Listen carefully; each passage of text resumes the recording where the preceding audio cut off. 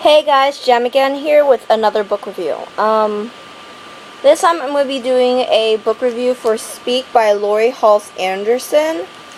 I just finished this book on the bus. It's a really good book. I give it a 9 out of 10. Really deep stuff in here. Some I'm going to read the synopsis. It's the inside flap, by the way. The ninth graders are herded into the auditorium. We fall into clans: jocks, country clubbers, idiot savants, cheerleaders, human ways, Eurotrash, future fascists of America, big hair chicks, the Marthas, suffering artists, goths, shredders. I'm clanless. I wasted the last weeks of August watching bad cartoons. I didn't go to the mall, the lake, or the pool, or answer the phone. I've entered high school with the wrong hair, the wrong clothes, the wrong attitude, and I don't have anyone to sit with. From her first moment at Meriwether High, Melinda Sordino knows she's an outcast. She busted an end of summer party by calling the cops. A major infraction in high school society. So her old friends won't talk to her, and people she doesn't know glare at her. She retreats into her head, where the lies and hypocrisies of high school stand in stark relief to her own silence, making her all the more mute. But it's not so comfortable in her head either. There's something banging around in there that she doesn't want to think about. Try as she might to avoid it. It won't go away until there is a painful confrontation. Once that happens, she can't be silent. She must speak the truth.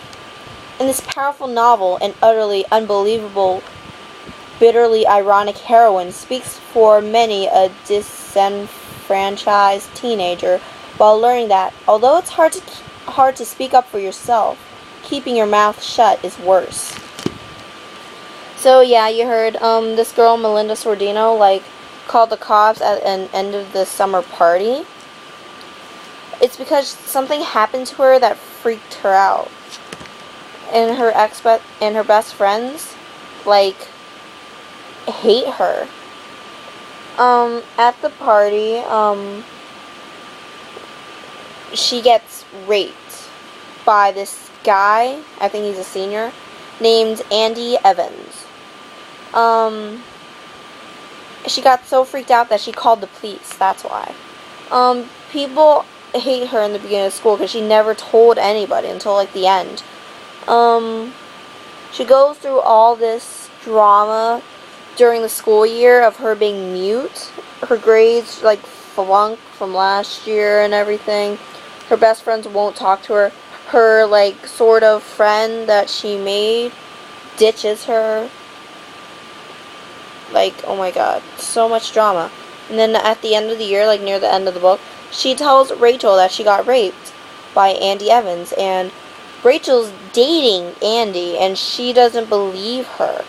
Ivy, one of her other ex-best friends, is actually sort of talking to her, and they're on good terms because they're in the same art class. And Nicole, she's with the jocks. The clans that they have, Rachel is with the exchange students, so she goes by Rochelle now. Ivy is in between two groups, and Nicole is with the jocks, the athletics. Anyway, Ivy agrees with this is near the end of the book when she starts opening Melinda starts opening up more. Ivy agrees with Melinda that that Andy's a total ass and everything. Rachel doesn't believe her and thinks that Melinda's jealous when Melinda tells Rachel that that she was raped by Andy in the summer. And, like, she didn't believe her, and then, like,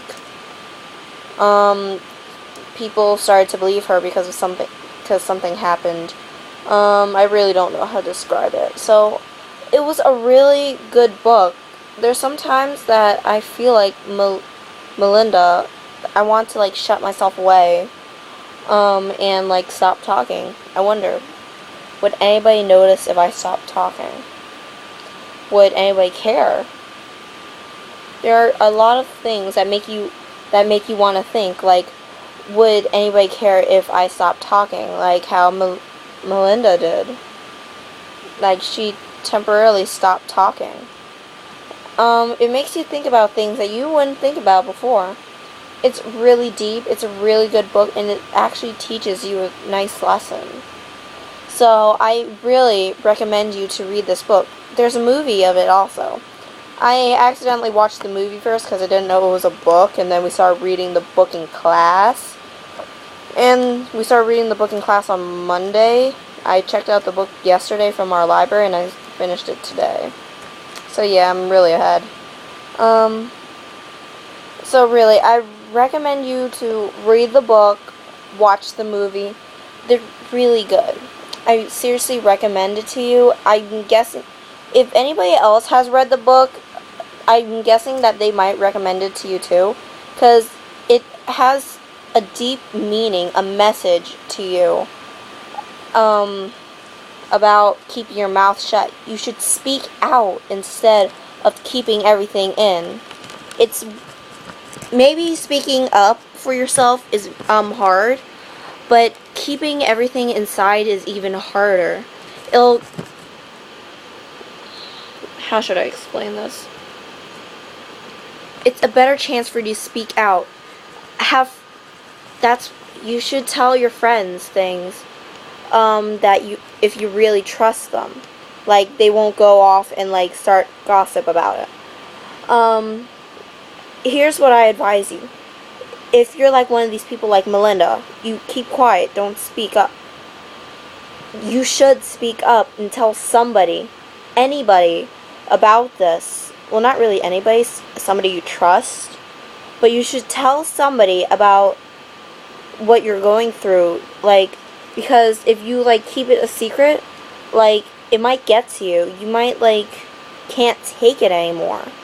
There are people who do that. They commit suicide over things that they don't tell people because they can't. They just simply won't. There are certain things that you should tell people, and certain things that you should tell people, and certain things that you shouldn't. But if there are things like this, like being raped, like thinking about committing suicide, you need to tell somebody. They'll help you. You shouldn't keep it all inside. Don't keep your emotions in. Let them out for the people to see. That's all I have to say for you.